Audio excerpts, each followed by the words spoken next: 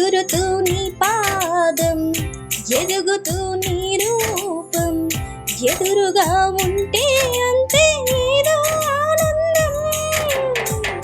అడుగుతూ కాసేపు, అలుగుతూ కాసేపు, అనుక్షణం నీతో ఉంటే ఎంతో సంతోషం.